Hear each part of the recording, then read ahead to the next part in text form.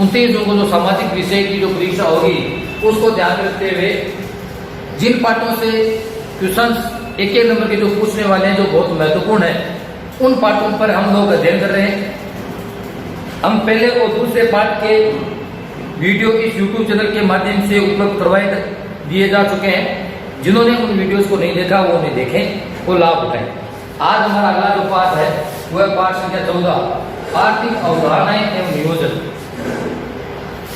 अर्थव्यवस्था से संबंधित विभिन्न जो अवधारणाएं हैं जैसे राष्ट्रीय आय है, सकल घरेलू उत्पाद है, शुद्ध घरेलू उत्पाद है, साधन आय है, घरेलू साधन आय है, ये जो विभिन्न जो अवधारणाएं हैं इन सबको क्या कहा गया है?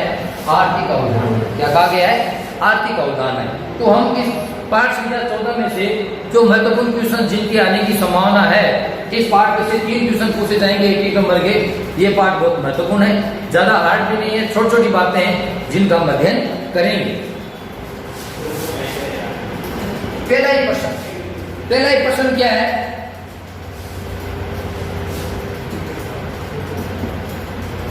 किसी भी व्यक्ति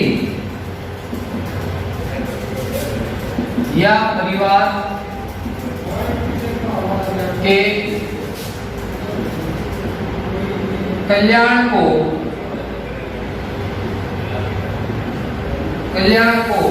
देखने का सर्वाधिक उपयुक्त माप आय।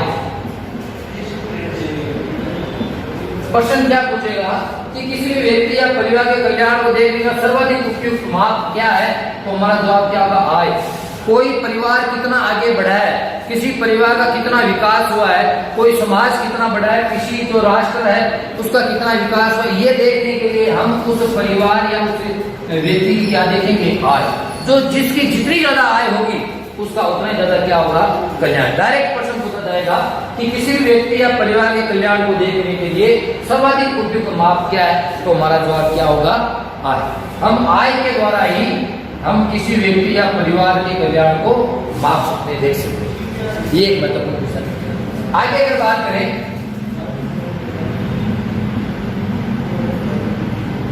तो राष्ट्रीय आय। राष्ट्रीय आय से आप क्या समझते हैं? राष्ट्रीय आय को परिभाषित कीजिए, ये परिभाषा पूछी जाएगी। तो इसकी परिभाषा देखो, एक वित्त वर्ष में देश के उत्पादन के सभी साधनों द्वारा उत्पादित अंतिम वस्तुओं व सेवाओं के मौद्रिक मूल्य के योग को राष्ट्रीय आय कहा जाता है। ध्यान सुने, एक वित्त वर्ष में देश के उत्पादन के सभी साधनों द्वारा उत्पादित समस्त अंतिम वस्तुओं, समस्त शब्द आएगा, समस्त अंतिम वस्तुओं सेवाओं के मौद्रिक मूल्य के योग को क्या कहा गया है? राष्ट्रीय आय कहा गया है। शब्द आया एक वित्त वर्ष प्रश्न पूछ सकता है। हम भारत की बात करें, भारत में वित्त वर्ष कब से कब तक या भारत का फाइनेंस ईयर की अवधि बताइए। तो फाइनेंस ईयर भारत में कब से कब तक है? 1 अप्रैल से 31 मार्च।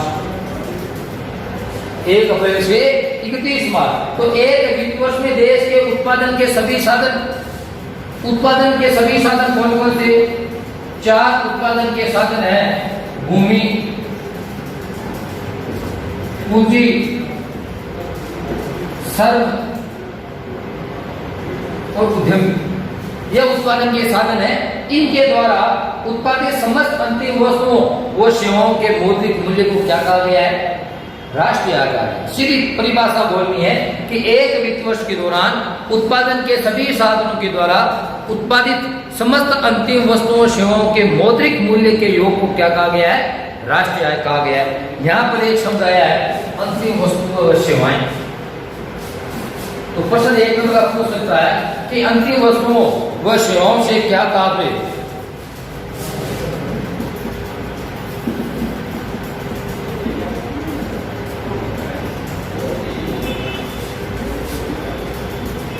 अंतिम वस्तुओं व सेवाओं से तात्पर्य है कि जिनका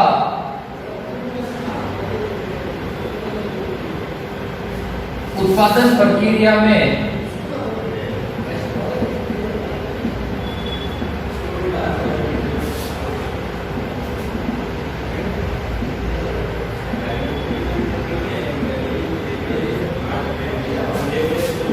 पुनः प्रसंस्करण नहीं किया जा सकता।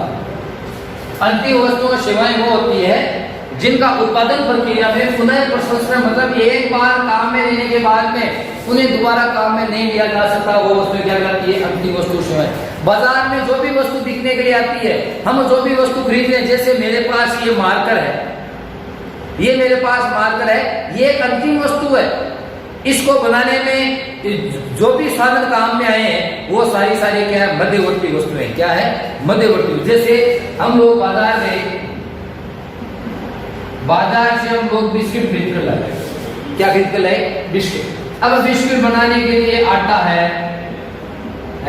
चीनी है, क्रीम है और भी कई वस्तुएं जिनसे बिस्किट बनती है, उन सबको मिलाने से हमें क्या प्राप्त हुआ? बिस्किट। और बाजार में यही बिकने को आएगी।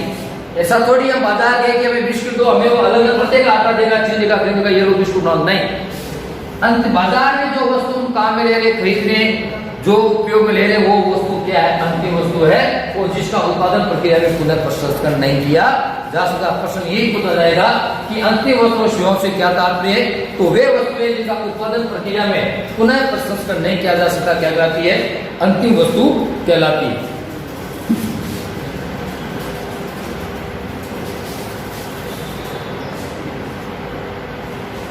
अगला है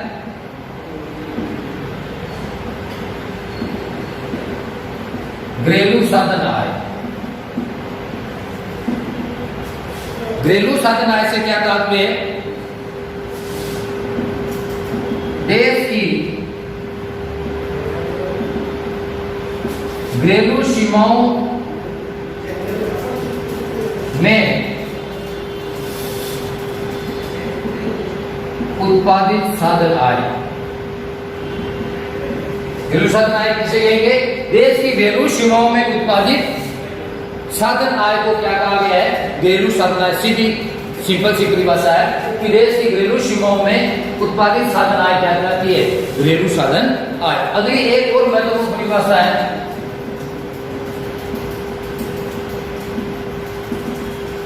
सकल घरेलू उत्पाद, जीडीपी, ग्रॉस डोमेस्टिक प्रोडक्शन। सकल घरेलू उत्पाद। अब सकल घरेलू उत्पाद में क्या है? राष्ट्रीय आय और सकल घरेलू उत्पाद की परिभाषा लगभग एक समान है, लेकिन थोड़ा अंतर है। अंतर क्या है?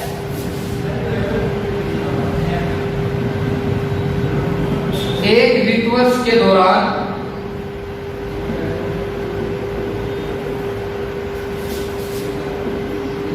देश की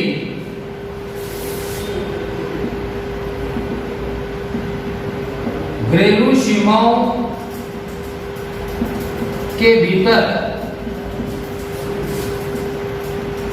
उत्पादित समस्त अंतिम वस्तुओं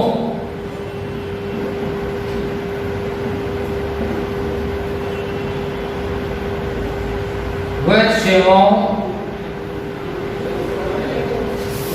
के मौद्रिक मूल्य के योग को सकल घरेलू उत्पाद कहा जाता है। क्या कहता है कि एक वित्त वर्ष के दौरान, भारत में वित्त वर्ष कब से कब तक? 1 अप्रैल से 31 मार्च।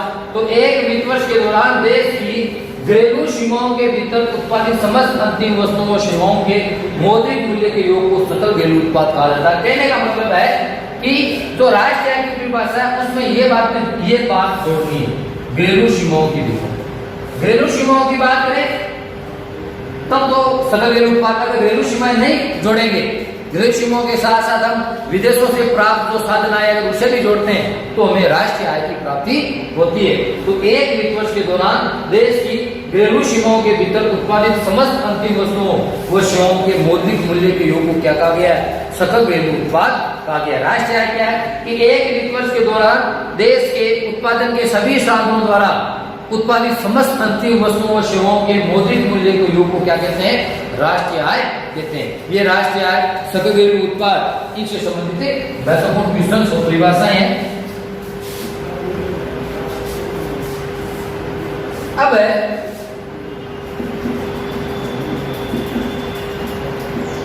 प्रति व्यक्ति आय। देखो, प्रति व्यक्ति आय का सबसे पहला जो महत्वपूर्ण क्वेश्चन है कि आर्थिक कल्याण, राष्ट्रीय आय को आर्थिक कल्याण का उपयुक्त मापक क्यों नहीं कहा जा सकता? राष्ट्रीय आय को आर्थिक कल्याण का उपयुक्त माप क्यों नहीं कहा जा सकता? क्योंकि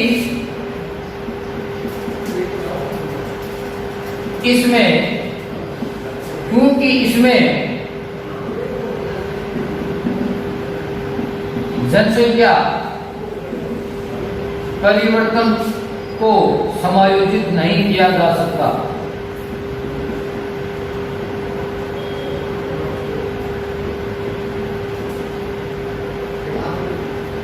हर देश की जनसंख्या में परिवर्तन होता रहता है, इसलिए हम उस देश के आर्थिक कल्याण को राष्ट्रीय आय के द्वारा निर्धारित नहीं कर सकते।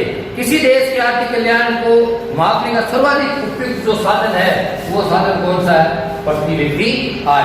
इस प्रति व्यक्ति आय का सबसे महत्वपूर्ण क्वेश्चन, सीधा प्रश्न पूछा जाएगा कि प्रति व्यक्ति आय को ज्ञात करने का सूत्र बताइए।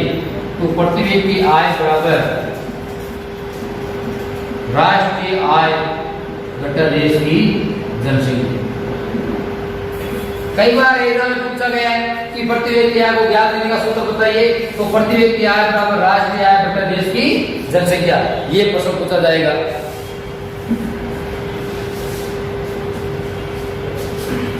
आगे अगर हम बात करें, वेरी इंपॉर्टेंट क्वेश्चन, भारत में राष्ट्रीय आय की प्रथम गणना किसने की? 1868 में दादा भाई नौरोजी ने की। प्रश्न क्या पूछा जाएगा कि भारत में राष्ट्रीय आय की गणना की प्रथम गणना कब की गई? 1868 में। किसने की? दादा भाई नौरोजी ने। यह प्रश्न भी कई बार पूछा गया है और फिर से पूछने की भी क्या है? संभावना है। तो भारत में राष्ट्रीय आय की प्रथम गणना कार्य 1868 में दादा भाई नौरोजी ने किया। आगे अगर हम देखें, ये तो आजादी से पहले का कार्य, और भी कई थे, फिरने सिराज था, आपके VKR राव था, RC देसाई था, जिन्होंने राष्ट्रीय गणना का कार्य किया। लेकिन आजादी के बाद में क्या हुआ? 1949 में श्री PC महालनोबिस की अध्यक्षता में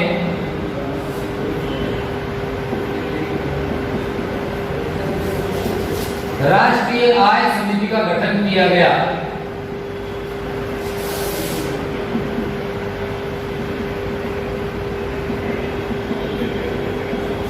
तो प्रश्न क्या पूछा जाएगा कि राष्ट्रीय आय समिति का गठन कब किया गया? हमारा जवाब होगा 1949 में। किसकी अध्यक्षता में किया गया? श्री PC महालनोबिस की अध्यक्षता में किया गया। यह भी बहुत महत्वपूर्ण क्वेश्चन है। इस समिति ने अपनी प्रथम रिपोर्ट कब सौंपी? 1951 में। और अपनी अंतिम रिपोर्ट कब दी? 1955। ये भी याद रखें। एक अन्य और महत्वपूर्ण क्वेश्चन कि वर्तमान में देश में राष्ट्रीय आय की गणना का कार्य CSO मतलब केंद्रीय सांख्यिकी संगठन करता है। क्वेश्चन क्या पूछा जाएगा कि वर्तमान में देश में राष्ट्रीय गणना कार्य कौन सा संगठन करता है? हमारा जवाब क्या होगा? CSO। कई बार ऐसे पूछ लिया जाता है सीएसओ का पूरा नाम बताइए, तो केंद्रीय सांख्यिकी संगठन। और इससे जुड़ा हुआ अन्य महत्वपूर्ण क्वेश्चन पूछा गया एक बार कि भारतीय राज्य गणना कार्य कौन सा संगठन करता है? सीएसओ। और सीएसओ ये कार्य कब से कर रहा है? 1955 से। ये ध्यान रखना। तो भारतीय राज्य गणना की प्रथम गणना 1868 में दादा भाई नौरोजी ने की। आजादी के बाद 1949 में श्री पीसी महालनोबिस के अध्यक्षता में राज्य न्याय समिति का गठन किया गया, जिसने अपनी प्रथम रिपोर्ट 1951 में दी और अपनी अंतिम रिपोर्ट कब दी? 1955 में। इसी रिपोर्ट के आधार पर यह तय किया गया कि अब देश में राज्य गणना कार्य कौन सा संगठन करेगा? सीएसओ अर्थात केंद्रीय सांख्यिकी संगठन करेगा। और ये कार्य कब से कर रहा है? 1955 से अर्थात 1955 से कर रहा है।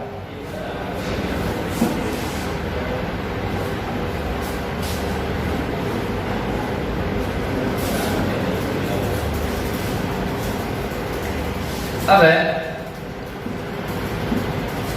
अर्थव्यवस्था के क्षेत्र।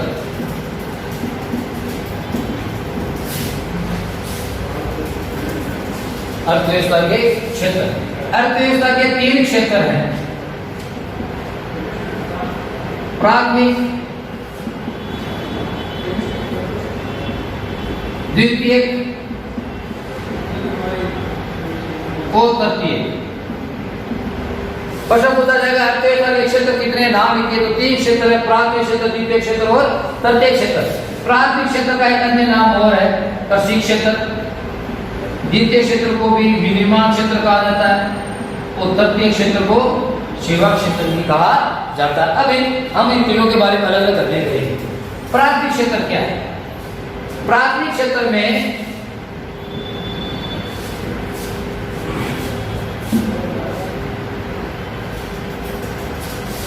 प्राथमिक क्षेत्र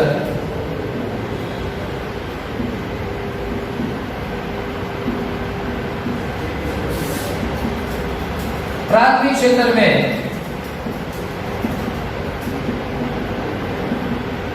उन गतिविधियों को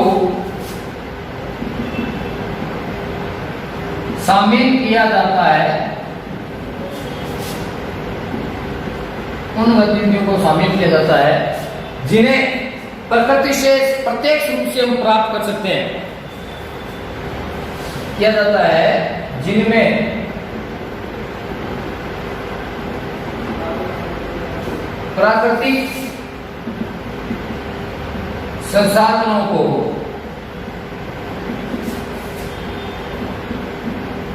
प्रत्यक्ष रूप से उपयोग में लिया जाता है। तो क्वेश्चन क्या होगा कि प्राथमिक क्षेत्र में किन गतिविधियों को शामिल किया जाता है? तो इनमें उन गतिविधियों शामिल है जिनमें प्राकृतिक संसाधनों को प्रत्यक्ष रूप से उपयोग में लिया जाता है। उदाहरण पूछ सकता है, प्राथमिक क्षेत्र के उदाहरण बताइए। तो कृषि कार्य, डेयरी, खनन आदि, ये वो गतिविधियां हैं जिन्हें प्राथमिक क्षेत्र में शामिल किया जाता है। प्राथमिक क्षेत्र के बाद में द्वितीय क्षेत्र,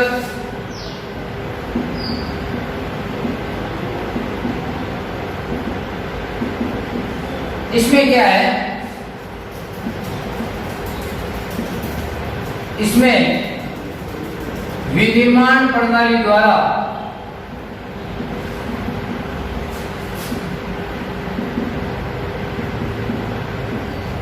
विभिन्न वस्तुओं का निर्माण किया जाता है। विनिर्माण प्रणाली में विभिन्न वस्तुओं का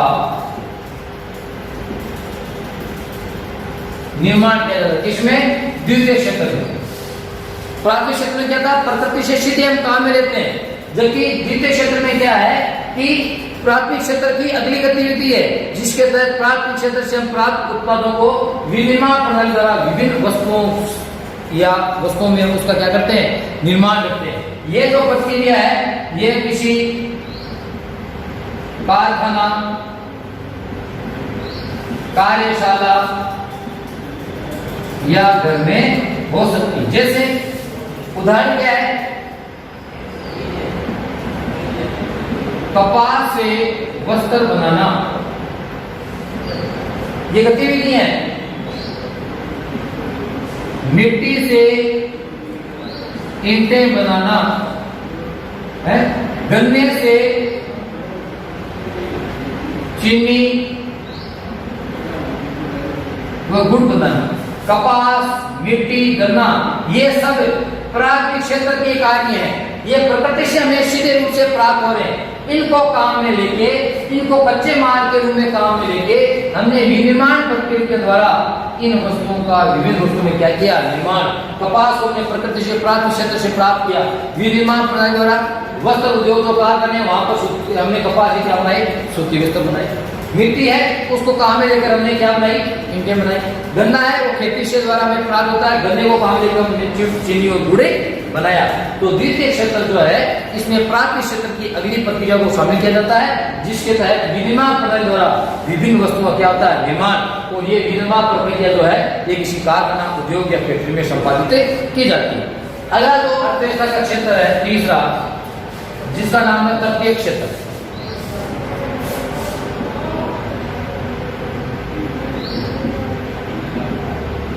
या इसका अन्य नाम क्या है, सेवा क्षेत्र। ये तृतीय क्षेत्र प्राथमिक और द्वितीय क्षेत्र से भिन्न है। कैसे भिन्न है बताता हूं। प्राथमिक व द्वितीय क्षेत्र में, द्वितीय क्षेत्र में वस्तुओं का निर्माण होता है,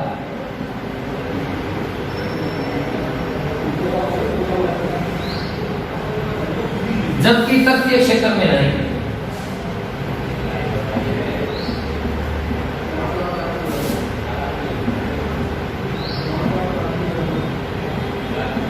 जबकि क्या प्राथमिक और द्वितीय क्षेत्र में विभिन्न वस्तुओं का निर्माण होता है, जबकि तृतीय क्षेत्र में वस्तु का निर्माण नहीं होता।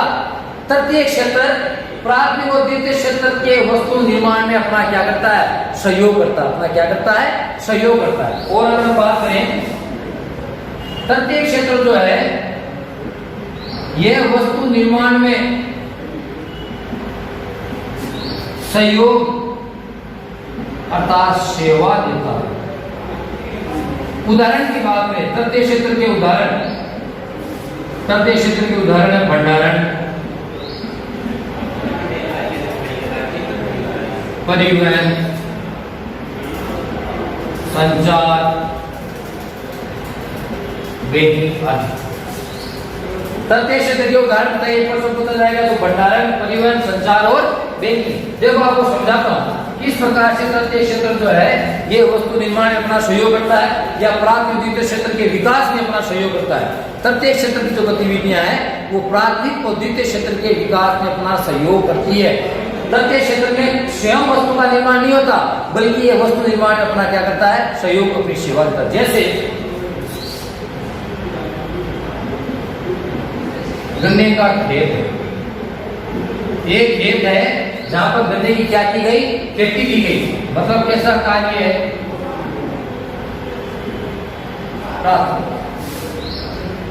गन्ने की कटाई के लिए मशीन काम में ली गई, गन्ने को ट्रक या ट्रॉली में लादकर कहां पहुंचाया गया, कारखाना पहुंचाया गया। कहां पहुंचाया गया, कारखाना। कारखाने में गन्ने से किसका निर्माण किया गया, चीनी व गुड़ का निर्माण हुआ। मतलब यह प्रक्रिया क्या कहलाई, द्वितीय क्षेत्र की। गन्ने से क्या बना, चीनी और गुड़, ये द्वितीय क्षेत्र की गतिविधि है। चीनी और गुड़ किससे बनाया, मशीनों से बनाया। इस चीनी और गुड़ को फिर से ट्रक या ट्रैक्टर ट्रॉली की सहायता से कहां लेके आए, बाजार में बेचने के लिए। तो गन्ने की खेती प्राथमिक क्षेत्र का कार्य है, गन्ने से चीनी और गुड़ बनाना द्वितीय क्षेत्र का कार्य है। लेकिन गन्ने को कारखाने तक लाने के लिए हमने ट्रक और ट्रॉली का सहयोग किया। कारखाने से जो चीनी और गुड़ बना है उसको बाजार तक पहुंचाने के लिए ट्रक और ट्रॉली का सहयोग किया। तो ये ट्रक और ट्रॉली है, ये तृतीय क्षेत्र की गतिविधियां हैं, परिवहन का कार्य किया है, ये सेवा प्रदान की है। इनके सहयोग के बिना गन्ना कारखाने में नहीं आता और कारखाने से चीनी और गुड़ का निर्माण नहीं होता। इसलिए कहा गया है कि तृतीय क्षेत्र जो है प्राथमिक और द्वितीय क्षेत्र के विकास में अपना क्या करता है, सहयोग करता है। स्वयं वस्तु का निर्माण नहीं करता बल्कि वस्तु निर्माण में अपनी सेवा प्रदान करता है। इसलिए तृतीय क्षेत्र को क्या कहा गया है, सेवा क्षेत्र कहा गया है। इसके उदाहरण हमने पढ़े, परिवहन, भंडारण, बैंकिंग, संचार, ये सारे जो कार्य हैं ये तृतीय क्षेत्र के कार्य। इस प्रकार से के 3 क्षेत्र थे। आज की इस क्लास में इतनी चर्चा करेंगे। अगले महत्वपूर्ण क्वेश्चंस के लिए हमारे डिनोना यूट्यूब चैनल से बने रहिए। हम जल्द से जल्द आपको एक नया वीडियो उपलब्ध करवाएंगे। जय हिंद, जय भारत।